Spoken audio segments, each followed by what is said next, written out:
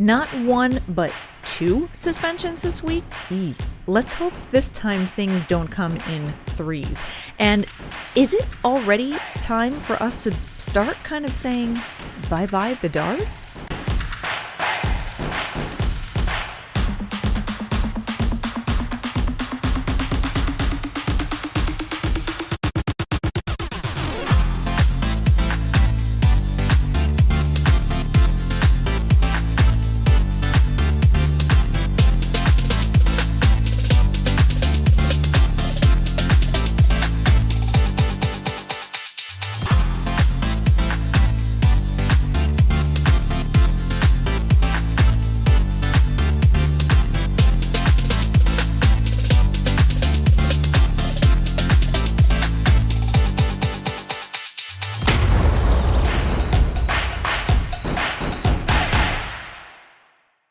Welcome back, hockey fans. It's time for another episode of Habs Hockey Report right here on the All Habs Hockey Magazine YouTube channel. We are part of Rocket Sports Media. So glad to be here with you today.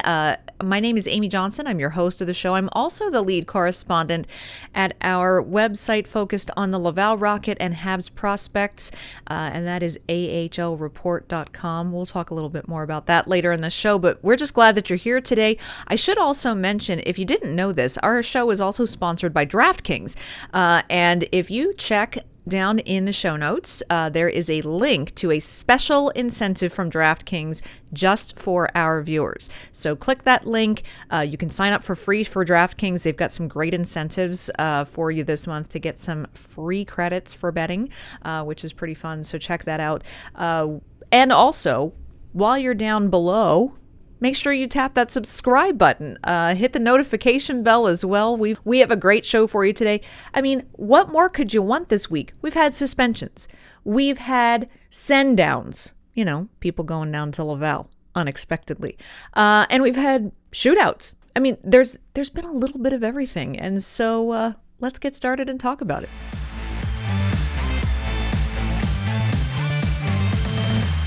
Well, first and foremost on Habs happenings today, before we get to the actual Habs happenings, there's a couple of things I want to mention right off the top of the show here. Today, the day that we're publishing, is a very important day. First, for our Canadian viewers, want to, of course, acknowledge that it is Remembrance Day today on November 11th, lest we forget. My microphone isn't cooperating, but I actually... There it is. I'm wearing a poppy today in remembrance of all of the soldiers who have fallen. And of course, we join you in those sentiments as well. It's been so wonderful to see so many poppies around in the last couple of weeks. A very important day for our Canadian friends and neighbors. Here in the U.S., it is also Veterans Day. And so want to say a happy Veterans Day to all of you and to thank anyone who's watching. No matter what country you served for, if you have served in the armed forces and are a veteran, then we thank you for your service as well and your sacrifices. It's a big deal, and it's a big sacrifice to make, and we appreciate your service and we appreciate you. There's a lot of military history in my family, and so wanted to be sure to send a big extra special shout out to our veterans who are watching this week, and also to pay remembrance on Remembrance Day as well. We saw teams this week actually take up the mantle for this, and the Canadiens, of course, joined in on that. They hosted their Military Appreciation Night on Wednesday night. They had more than 80 members of the military personnel in the Bell Center taking in the game. A wonderful pregame ceremony with a World War II veteran who just looked so noble out there saluting during the anthem. And of course, the Canadiens also wore special kind of camouflage Military Appreciation Night warm-up jerseys, which are now up for auction. I believe the auction goes for about another week, a little more than a week. So if you're each of those jerseys was autographed by the player who wore it during warm-ups, and they're auctioning those off with the proceeds to benefit Military and Veterans Associations. So just nice to see all around the league teams and players showing their support and we appreciate when we see that happen. The other thing that we have seen, of course, let's not forget, it is the month of November, which means that Movember is in full swing. Hockey Fights Cancer Month as well. Here at Rocket Sports, we actually have been participating in the Movember initiative for 9 years now. This is the 9th year that we've done it. And our team members here try to get out the word about men's health and raise awareness about men's health, both for cancers affecting men like prostate cancer or mental health, things of that nature. So there's a number of ways that our team does that. Some guys are growing out their mo.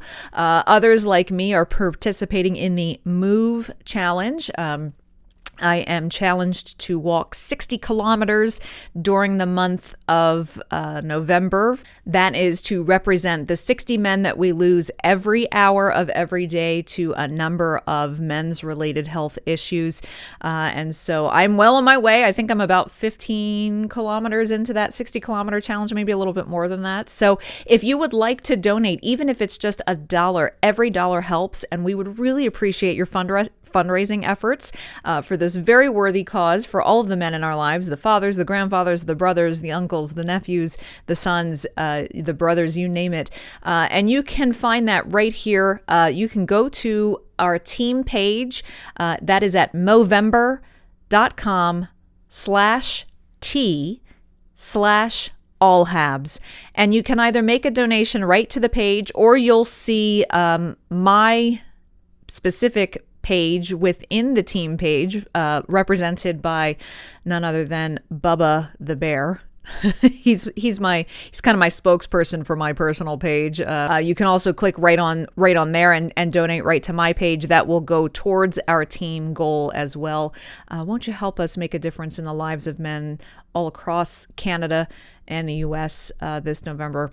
We appreciate it. All right. Let's get to the hockey. This week was, man, it certainly has been fun for Habs fans to watch the Montreal Canadiens these past couple weeks, because they're winning. Are they on a 3-game win streak right now? I mean, it's nuts. It's been entertaining to watch. Suzuki and Caulfield have certainly been doing all the things. They were the Molson Cup winners for the month of October, rightly so, and they're continuing their strong play right into November as well. Unfortunately, though, the wins and the entertainment value has been marred a little bit by not one but 2 suspensions coming to members of the Montreal Canadiens in the past week, which is a little, I don't know, it's a little concerning. It started off, we saw Slafkovsky get hit into the boards in front of the benches. Thankfully, he was all right. But Josh Anderson doing something similar, hitting a guy right into the boards. Pietrangelo, it was against the Vegas Golden Knights. I honestly don't know how Pietrangelo managed to get up from that hit without having half his face broken and missing 8 teeth. I don't know how he got up as looking as okay as he did, because for my liking, and I don't mind rough physical hockey, but for my liking, it was a really irresponsible hit by Josh Anderson. As soon as it happens, I said, nope, absolutely, suspension. That's a dangerous hit. He lined him up from behind. He knew exactly what he was doing. He had time to avoid the hit. It just was completely unnecessary. So sure enough, Josh Anderson with a 2-game suspension. Now, he has served that full suspension. He did not play this week. He didn't play against Detroit. He didn't play against Vancouver. So he will return to the lineup on Saturday when they play the Pittsburgh Penguins. However, then we saw for the Detroit game, we saw Juraj Slafkovsky with almost the exact same hit. This is Josh Anderson's first game of his suspension. Juraj Slafkovsky lines up Luff pretty far away from the boards in front of the bench. and just absolutely rails him dangerously into the boards. Slafkovsky drew certainly a lot of attention and a big crowd. Uri Slafkovsky correctly was ejected from the game, given a game misconduct. And now Uri Slafkovsky, in his 10 games of NHL career, as they made sure to say on player safety, DOPS, the Department of Player Safety, in his 10-game career, he's not been suspended. Well, I should hope he hasn't been suspended yet. Maybe that's why they went, in my opinion, a little light on him. They also gave him a 2-game suspension, which means he didn't play against Vancouver, and he won't play this Saturday against Pittsburgh. So we won't see Slafkovsky back in the lineup until next Tuesday against the New Jersey Devils. But maybe because he's so young and a rookie, maybe that's why they only gave him 2, because quite frankly, it was an extremely dangerous hit, and there was a big injury that resulted from this. Luff is going to need wrist surgery.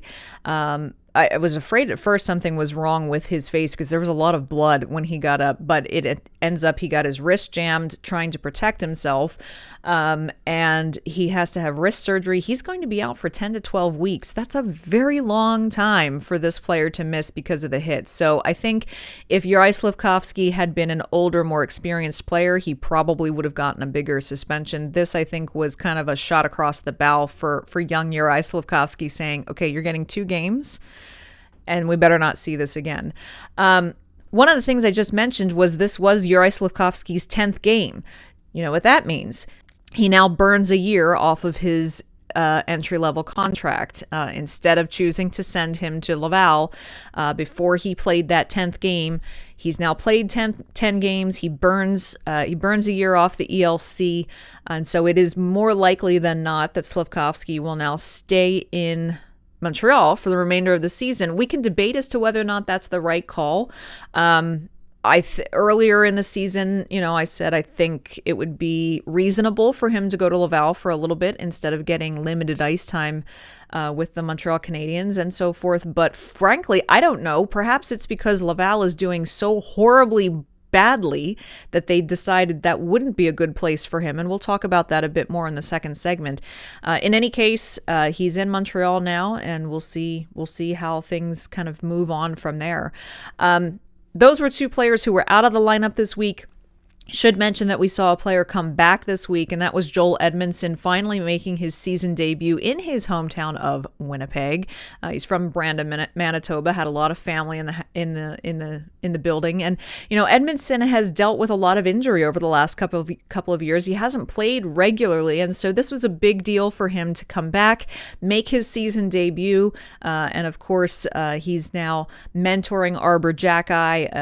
Edmondson, part of the leadership group for the Montreal Canadiens, and so this was an important personnel piece to get back into the lineup, and hopefully he settles into a good rhythm and provides some good mentorship there.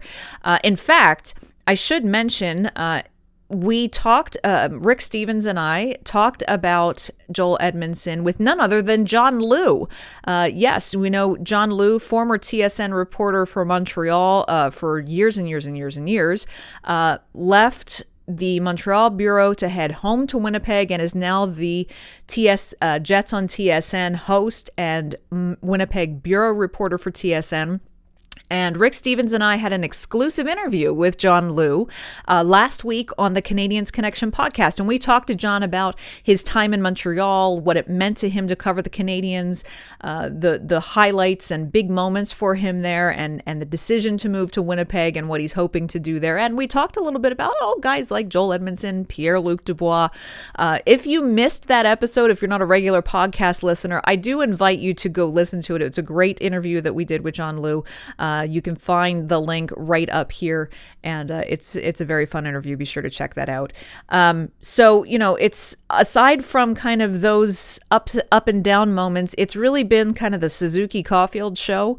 Kirby Dach on that line as a winger with them now has also kind of started to open up a bit. He did say he does prefer to play center, but says, you kind of have to do what the coach asks you to do and just do it to the best of your ability. So he's certainly making the best of it as wing, but I think that's something that we should keep tucked in the back of our mind, that he has come out and said this week, I do prefer to play center.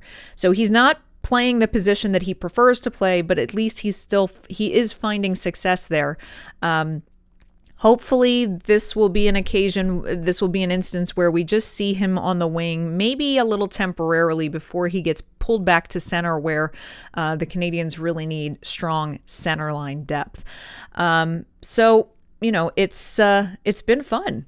They're going to play Pittsburgh on Saturday, and maybe it'll be another win. I mean, they're going on as I said at the top of the show, are we getting into bye-bye Bedard territory? Because, no one likes watching them lose over and over and over and over again, but they do, they did go into this season with a pretty good chance of selecting at least in the top 3 or top 5 again this season. But if they continue to get hot like they have lately and come out with wins, they're going to find themselves right in the middle of the pack with a kind of meh kind of draft pick next season. So it's going to be interesting to see if this has just kind of been just a kind of a fun, loose, not too serious start to the season that has allowed them to get some energy and some momentum, and that they've put together a few wins, and we'll see if that's sustainable. But it's been fun to watch. I guess we can say that.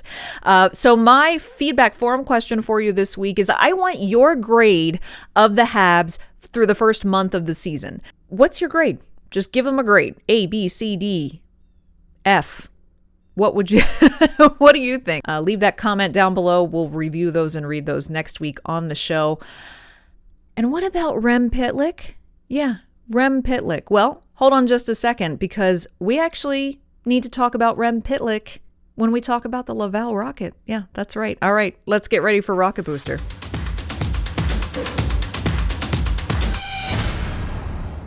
You heard that right. This week on Rocket Booster, Rem Pitlick is a topic of conversation. Rem Pitlick, with Edmondson coming back off of waivers, we've seen Dadonov now on IR, coming off IR, was scratched.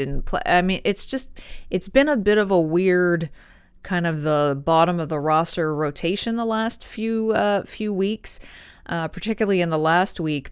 I thought the obvious choice would have been Michael Pezzetta. However, Michael Pezzetta has, to his credit, been very positive in not getting into the lineup very often. He still has a good attitude, and that's the kind of thing that coaches and management like to see. And so Rem Pitlick was the one who was placed on waivers. Were they hopeful that his contract, that he would get picked up? Maybe. But the fact of the matter is, he wasn't claimed on waivers and now has had to report to the Laval Rocket. And JF Ull reportedly was positive on this news, saying, his skill set is obviously very high compared to, the skill set that we have here on the regular Laval Rocket roster. Says he's going to play him on the power play, and that he's hoping that they're going to help that he's going to help the team out. I have a couple of concerns about this. A, Rem Pitlick is probably not in a very good mood these days. So hopefully that doesn't turn into kind of a toxic attitude in the locker room around younger prospects, which Laval's locker room is full of. Hopefully he's able to take the challenge, put on a good face for it, and just try to work hard to get back to the NHL. My bigger concern is, if JF Ull is so excited about Rem Pitlick and going to give him power play time and so forth, who's the forward who will have to sacrifice their place on the roster and their place on a power play unit in exchange for that? If it is one of the free agents who was signed over the summer, I'm fine with that. I'm good with that. If it is a prospect who ends up losing either their place on the roster or power play time, I'm not going to be as all right with that, because again, this is a development year and it's starting to become apparent that JF Ull not happy with how his team has performed. Oh, have I mentioned how they've performed? They've won 2 games. They are sitting in 31st place out of 32 teams in the AHL. They are last in the division, they are last in the conference, and they are next to last in the league. They have a .318 winning percentage, .318. 2 wins And they've gotten a point, I want to say 3 times in overtime that they've ended up losing all 3 times. They just came off of a 6-game homestand where they were hoping to really light things up, because that 6-game homestand was coming off of 2 games on the road that they lost. So they lost those 2 games. They come home for a 6-game homestand. They win 1 game out of those 6 games at Place Bell. Now, they won it in pretty tremendous style. They won that one 8-1. But that's it. They managed to get a couple of points out of overtime during the homestand, but they lost 5 of their 6 games in this homestand. They are not doing well at all. JF Uhl is already lamenting in post-game press conferences that his veteran decor is not around anymore. Well, that's kind of the point. It is time for the prospects. So he has a very young back end. Justin Barron's back there. Matthias Norlander's back there. Otto Leskinen, Madison Bowie. You've got Corey Schooneman. You've got Tori Dello. There are veterans there, but quite frankly, I'm not as mad at what the defense is doing as I am what the forwards are doing. And there are, Jesse Ylönen absolutely will be the first NHL call-up for a forward. He has had a very solid individual season so far. Jan Mysak is doing some good things as well. Raphael Harvey-Pinard has been flying a little under the radar, not as offensively productive as we're used to seeing from him. We're waiting to see if that changes a bit.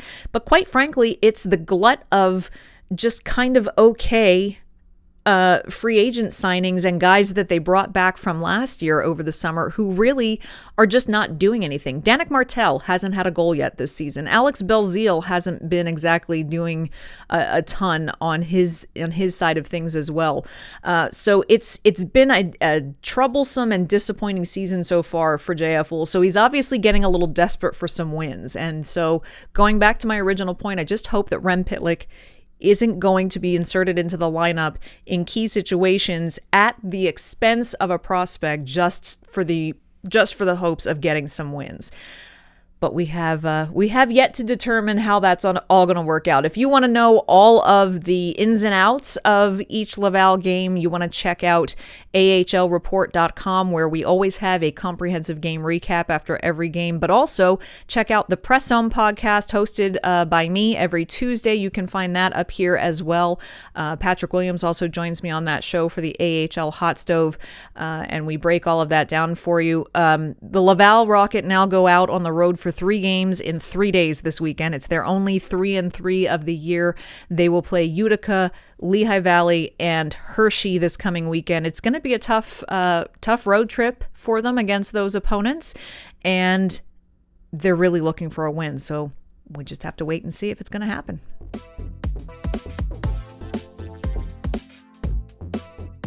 Quick and easy is the Habs fan hub this week.